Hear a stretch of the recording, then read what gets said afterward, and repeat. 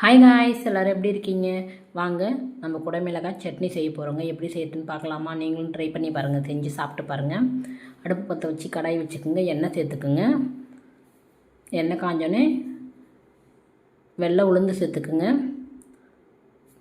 ஒரு 3 பேருக்கு சட்னி அரைக்கிறேங்க, அந்த அளவுக்கு நான் சேர்த்துருக்கேன். நீங்கள் எந்த அளவு தேவையோ அந்த அளவு சேர்த்துக்குங்க. கடலைப்பருப்பு சேர்த்துக்குங்க.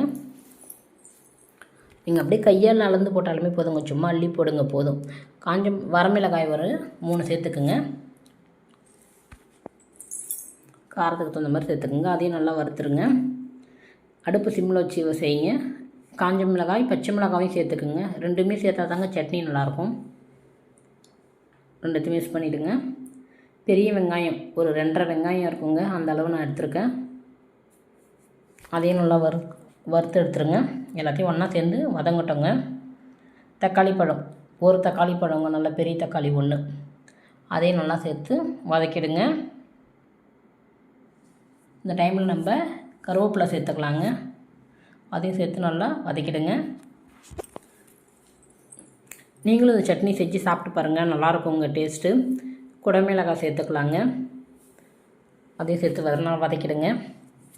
குடமிளகாய் அவ்வளோ ஹெல்த் இருக்குங்க நல்லா, அதனால் அதிகமாக உணவுக்கு சேர்த்துக்கலாங்க. கருவேப்பிலையும் கொத்தமல்லி புதினா 3த்தையுமே சேர்த்துக்கலாங்க. ஃபஸ்ட்டே கருவேப்பிலை சேர்த்தாச்சு, இப்போ புதினா கொத்தமல்லி சேர்த்துக்கலாங்க. நல்லா வதக்கி விடுங்க. நல்லா லைட்டாக வதங்கினாலுமே போதுங்க, ரொம்ப வதங்க வேண்டாம், இந்த அளவு போதுங்க. இதை நம்ம ஆற வச்சுக்கலாங்க. ஆற வச்சு மிக்ஸி கப்பில் சேர்த்து அரைச்சிக்கலாங்க. ஆறிடுச்சிங்க, இப்போ மிக்ஸி கப்பில் சேர்த்துக்கலாங்க. சேர்த்து அரைச்சிட்டு வந்துடலாம். நார்மல் தாளிப்பு கொடுக்கறது தாங்க. எண்ணெய் ஊற்றி கடுகு உளுத்தம் பருப்பு காஞ்ச மிளகாய் ஒனியன் போட்டு கருவேப்பிலை சேர்த்துக்குங்க. குடமிளகாய் சட்னி ரெடி.